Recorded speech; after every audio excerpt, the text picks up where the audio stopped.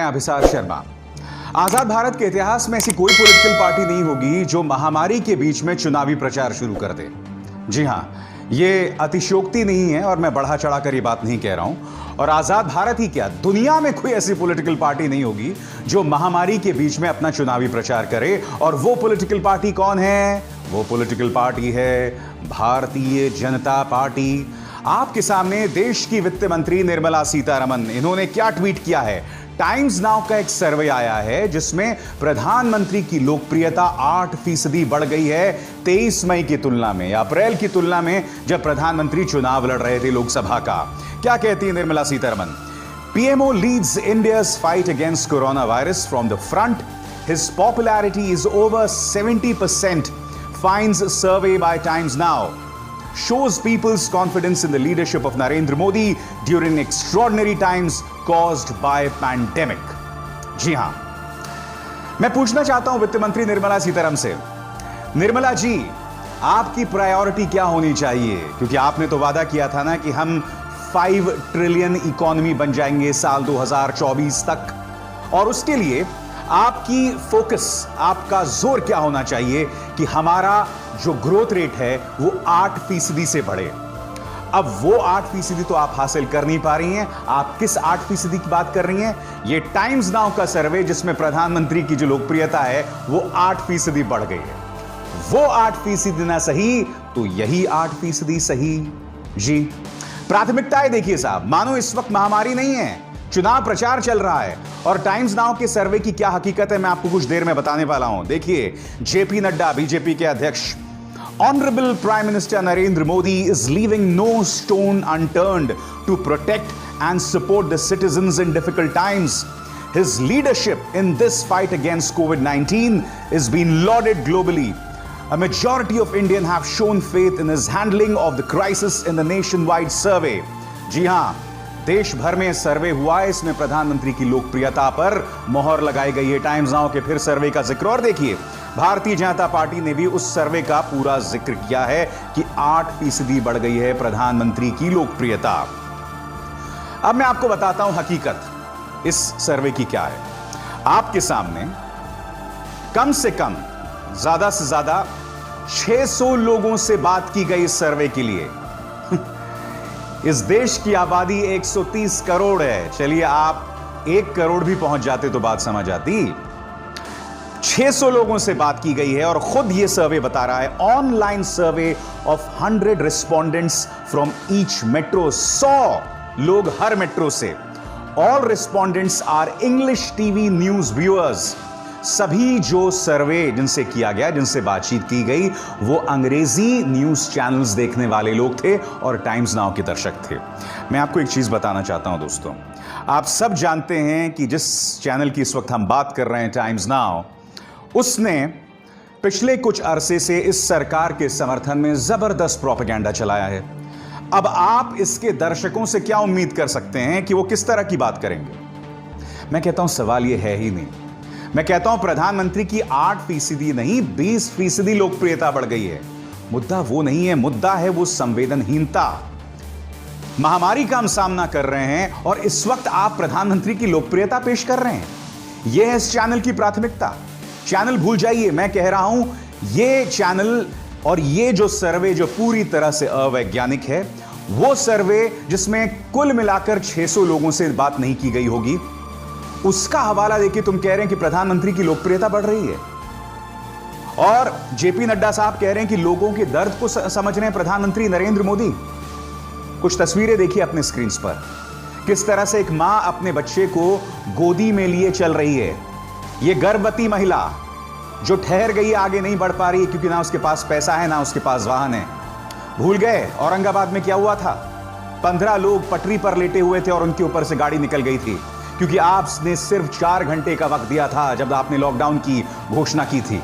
और आज भी इस लॉकडाउन से निकलने को लेकर आपके पास कोई प्लान नहीं है। आप उस लॉकडाउन में गए बगैर प्लान के और आप उससे बाहर आ रहे हैं बगैर प्लान के। आप मुख्यमंत्रियों से बात तो कर रहे हैं मगर आपके पास अपनी कोई योजना नहीं है। और इस महामारी के बीच मुझे यह बताते हुए बहुत अफसोस होता है कि यह सरकार जो है अपनी लोकप्रियता यहां पर पेश कर रही है। इससे ज्यादा चिंताजनक और दुखद बात कुछ नहीं हो सकती। आपकी स्क्रीन पर यह महाशय संबित पात्रा, प्रवक्ता हैं बीजेपी के। उनका ये ट्वीट देखिए और इस ट्वीट के अंदर उन्होंने एक वीडियो डाला है। मैं चाहता हूं आप ये वीडियो देखिए। इस वीडियो के अंदर संबित पात्रा ये दावा कर रहे हैं कि उड़ीसा के जो मजदूर अब गुजरात से निकल रहे हैं, निकलते निकलते वो वहां के जो सरकारी मुलाजिम हैं उन पर पुष्प वर्षा कर रहे हैं। संबित पात्रा, मैं तुम्हें बता दूं कि एक नहीं, दो नहीं, बल्कि तीन बार उड़ीसा का जो मजदूर था वो सूरत की सड़कों पर आया था।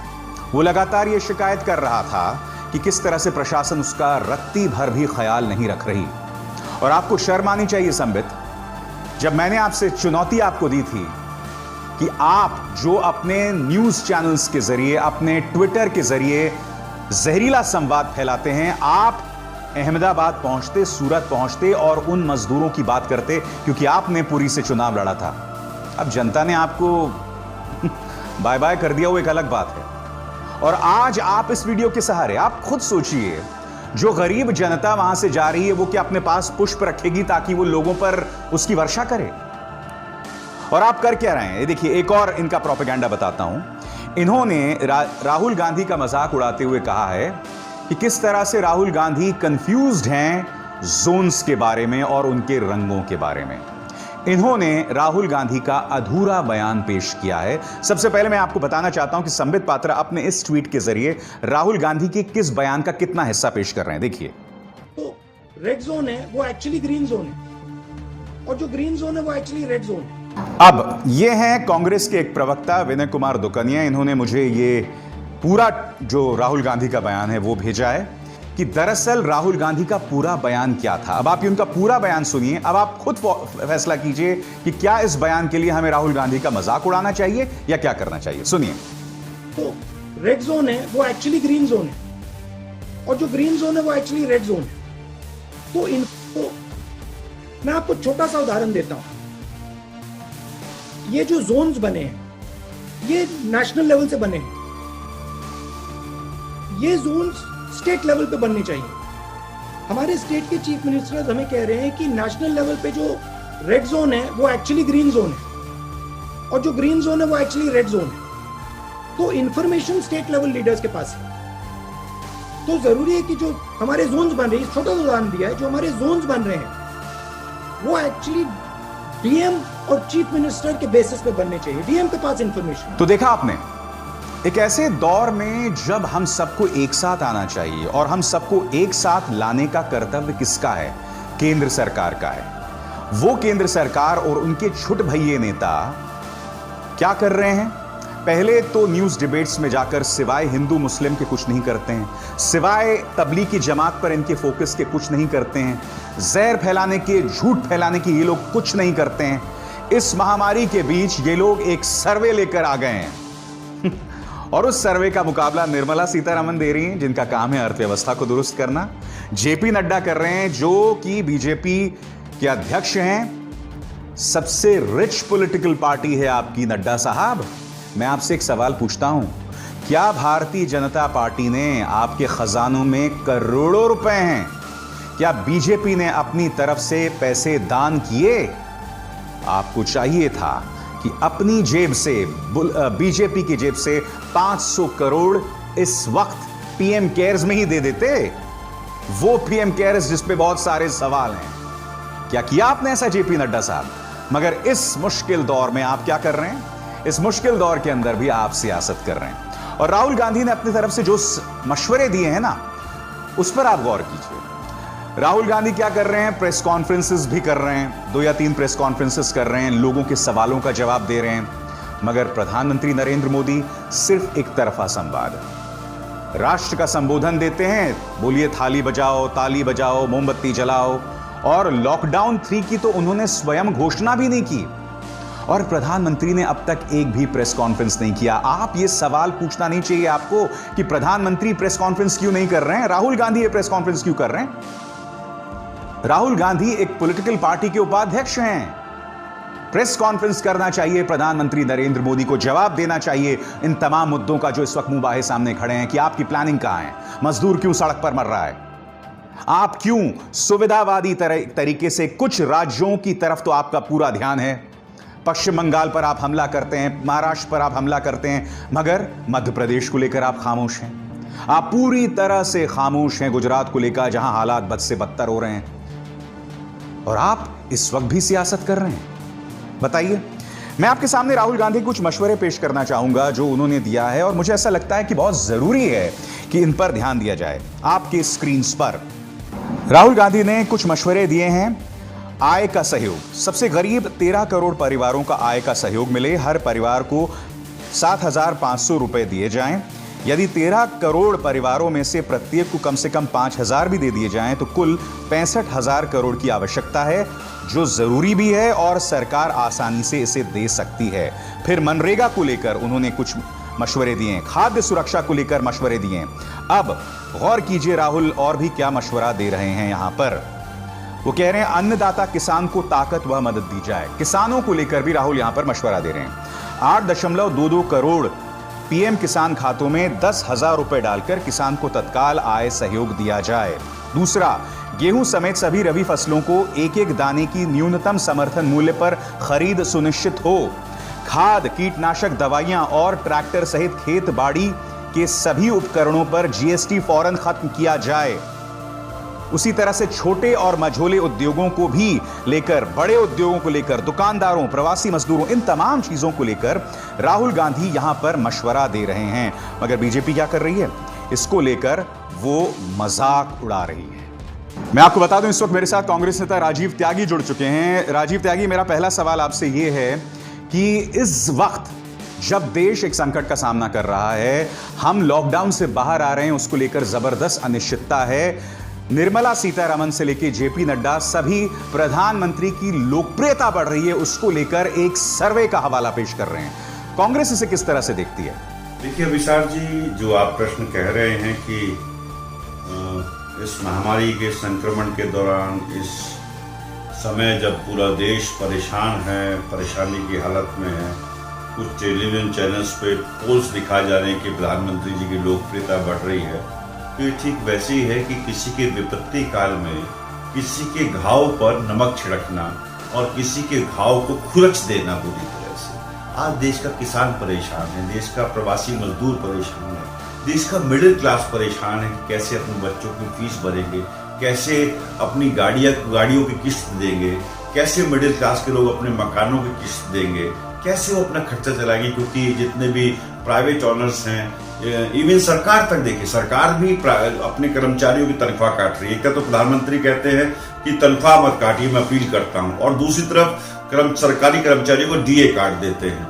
तो ये दोगलापन भारतीय जनता पार्टी का जनता सब समझ रही है, और ऐसे समय में पोल करना और पोल करके चुपचाप दिखाना, तो ये गोदी मीडिया, या ये कहूंगा मैं गुलाम मीडिया का जो एक कार्य है, उसको भी जनता बहुत माइन्यूटली देख रही है। विशाल जी, आपसे मेरा दूसरा सवाल यहां पर राजीव त्यागी, ये मुझे बताइए कि राहुल गांधी ने अपनी तरफ से जो जो मशवरे पेश किए, संबित पात्रा सरीखे नेता उसका मजाक उड़ा रहे हैं। क्या इस वक्त ऐसा माहौल होना चाहिए, या आपको लगता है कि दोनों आपस में साथ मिलकर काम करें? ये जो सलीका है, ये तरीका है राहुल का मजाक उड़ाने का, उसे आप कैसे देखते हैं?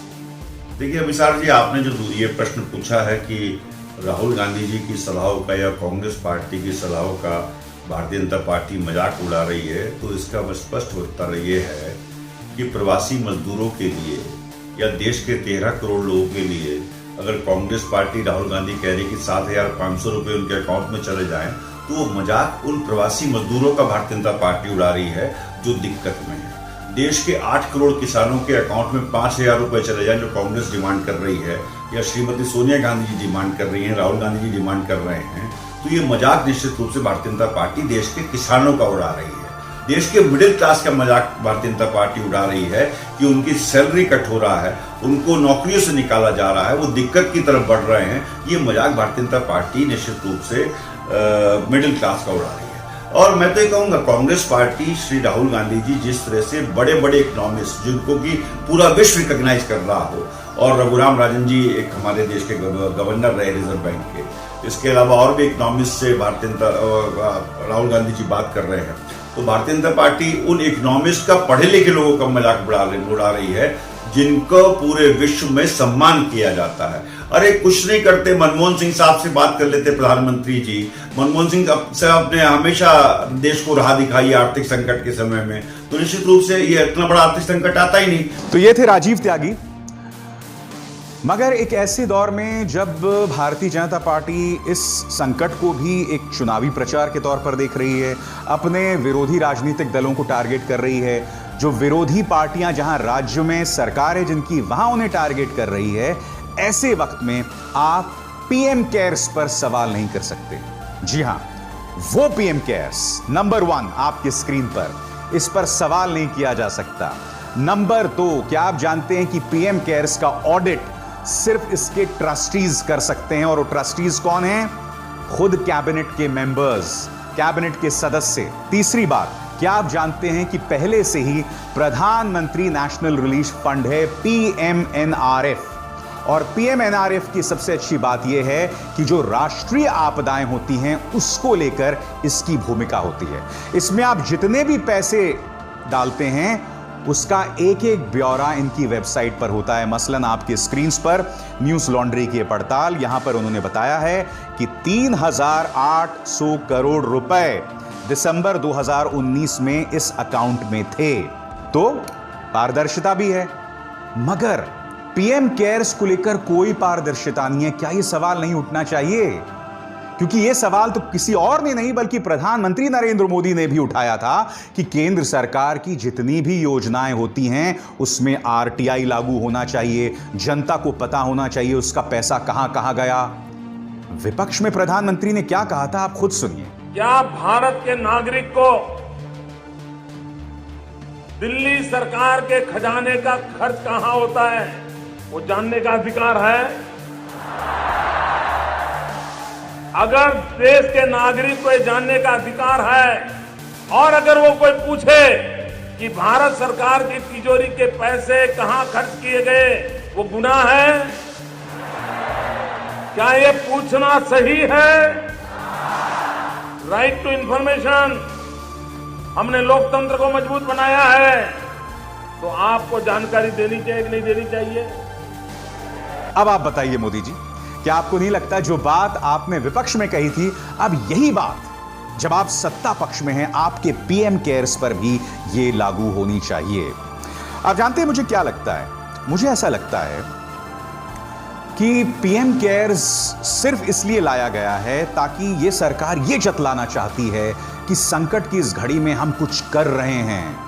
अगर आप एक पुरानी योजना को ही सामने लेकर आएंगे तो लोगों को लगेगा साहब काम तो कुछ कर ही नहीं है सरकार, इसलिए आप एक शिगुफा ले आए जिसका नाम है पीएम केयर्स। हालांकि मैं आपको बता दूं, इस योजना में मैंने भी पैसे कंट्रीब्यूट किए हैं, मगर इसके साथ साथ मैं और मेरा परिवार जो बाकी गरीब हैं, खासकर मेरे घर के आसपास जो रहते हैं, उनकी जिंदगी को थोड़ा आसान कर सकूं, उसमें मैं योगदान देते रहता हूं। और मैं उम्मीद करता हूं आप, खासकर जो मध्यम वर्गीय परिवार से हैं, आप खुद भी ऐसी चीजें करते रहें।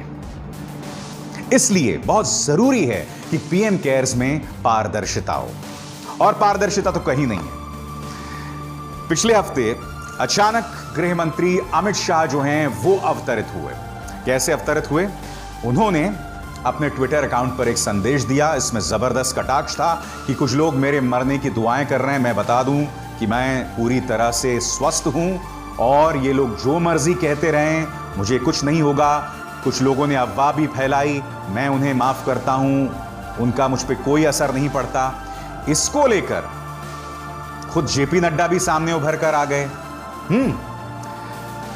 एक तो इस देश में लोग इतने कभी कभी वाहियात सोच के हैं कि वो गृह मंत्री के बारे में ऐसी अफवाहें फैलाने लगते हैं, इनको शर्म भी नहीं आती है। अब 4 लोगों को गिरफ्तार किया गया है अहमदाबाद में। अब जैसी आप करोगे वैसा आप भरोगे, सीधी सी बात है। मुद्दा ये नहीं है।